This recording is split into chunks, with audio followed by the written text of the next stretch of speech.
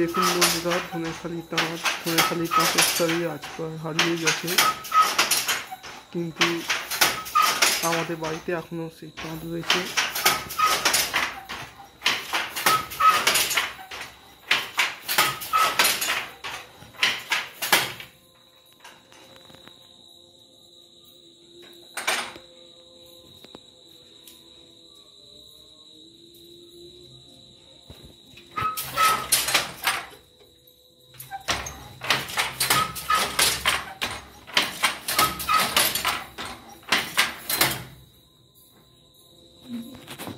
নমস্কার, শুভ পঞ্চমীর নমস্কার সবাইকে জানাই।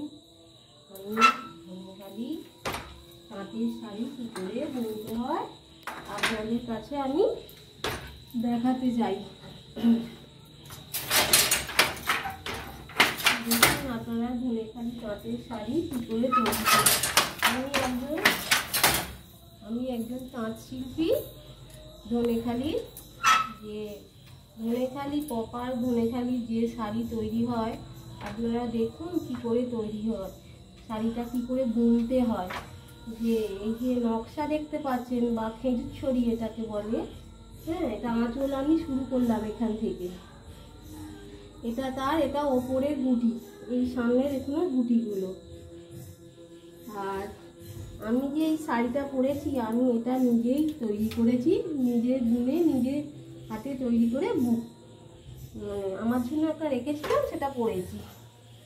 আর এটা হচ্ছে কি করে বুনতে হয় আপনাদের সব আমি ডিটেলস একটু একটু করে দেখাবো। বন্ধুরা দেখুন আপনারা,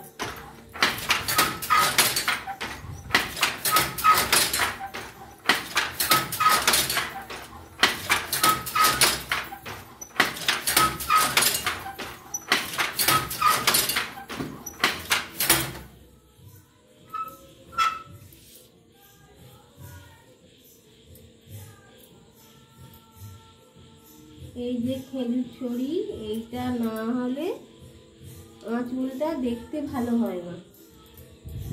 এই যে খেজুর ছড়ি, আমাদের ধনেখালি খেজুর ছড়ি বিখ্যাত। বা এটা হচ্ছে একটা তাঁত, যেই তাঁতটা এটা হচ্ছে আমরা কি তাঁত বলি, এটা জ্যাকেট তাঁত। এটা দেখুন জ্যাকেট শাড়ি কি করে তৈরি করে বা আমি কি করে তৈরি করছি আপনারা দেখুন।